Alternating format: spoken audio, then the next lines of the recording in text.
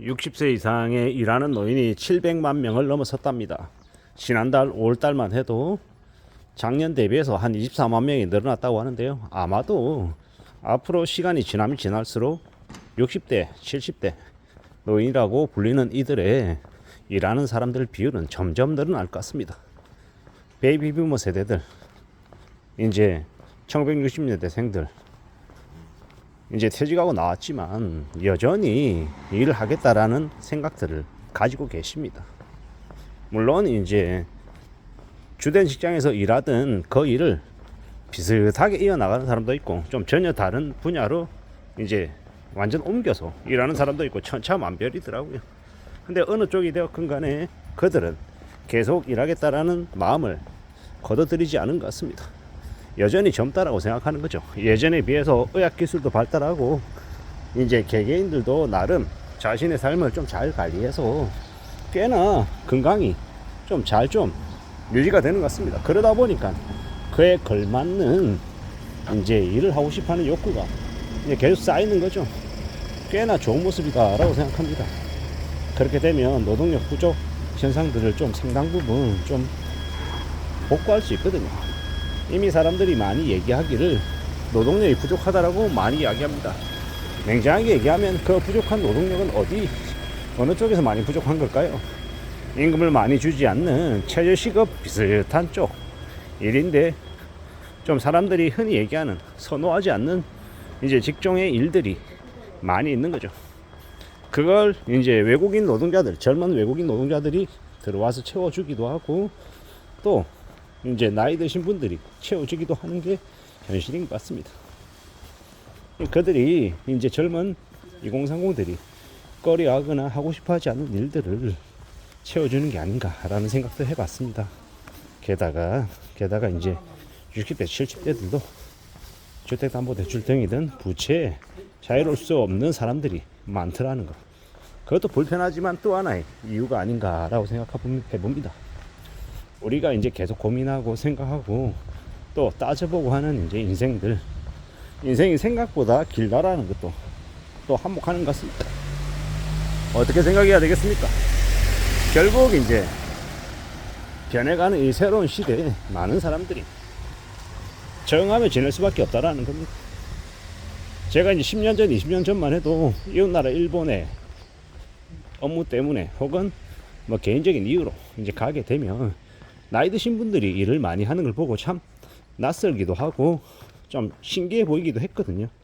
근데 이제 그런 모습을 한국에서 볼 수 있다라는 게 좀 더 이제 많은 이제 생각을 하게 만들더라는 겁니다.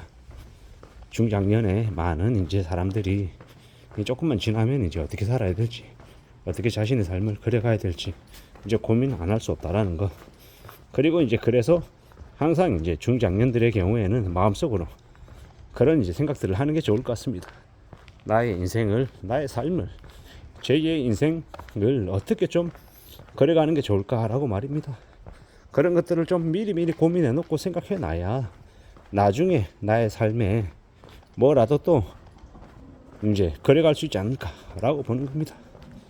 제가 아는 지인들도 한참 현역이었을 때는 자기 가게, 자기 사업 하다가 나이가 어느 정도 들고 나니까 이제 그럴 수는 없고 강사로 나서는 사람들, 작가로 나서는 사람들, 혹은 뭐 여러 가지의 이제 모습을 하는 사람들이 있더라고요. 그렇게 새로이 도전하는 사람들을 보면 대단해 보이기도 하고 한편으로 부럽기도 하고 여러 가지의 생각들이 교차합니다. 누가 뭐라든 간에 자신의 삶을 계속 이제 성실하게 살아나가겠다라고 각오하고 다짐하고 지내면, 꺾이지 않으면 뭐든 할 수 있는 것 같습니다. 과거에 비해서 지금을 살아가는 현대의 많은 사람들은 아주 풍족하게, 아주 여유롭게 살 수 있는 여건들이 많이 만들어져 있다고 합니다. 전제 조건은 뭐다? 빚지지 않는 것. 무리하게 욕심부려가지고 빚을 왕창 치는 것만 아니라고 하면 나름 그래도 살아가는 삶을 평화롭게, 안락하게 이제 꾸려 나갈 수 있다라는 겁니다. 과단 욕심 때문에 투기하고 이제 함부로 이제 빚지는 것, 이제 그런 이제 삶의 모습이 그들의 인생을 몰락시키는 거지, 분순시키고 평범하게 보통의 삶을 살아가는 사람들은 삶이 아주 어려워지거나 아주 이제 추락하는 경우는 잘 없다라는 겁니다. 우리가 잘 생각해 보는 게 필요하다라는 그 이야기하는 것은 결국 우리가 분수를 지키고 너무 무리한 탐욕만 가지지 않는다라고 하면 삶은 지켜지더라는 겁니다. 그게 제일 좋은 이제 마음가짐이고 삶의 자세가 아닌가라고 생각해 봅니다. 누가 뭐라 하든 간에 우리는 우직하게 삶을 지켜 나가야 된다라는 거. 좀 더 분발해야 된다라는 거. 좀 더 각오해야 된다라는 이야기를 하고 싶은 겁니다. 세상을 살아가는 게 참으로 녹록지 않더라. 만만하지 않더라는 거죠.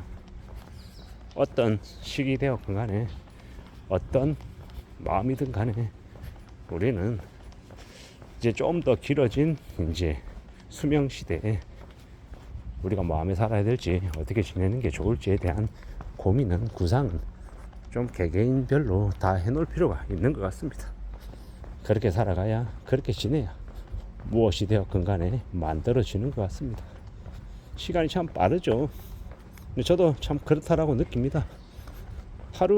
하루가 너무 빨리 지나가는 것 같습니다.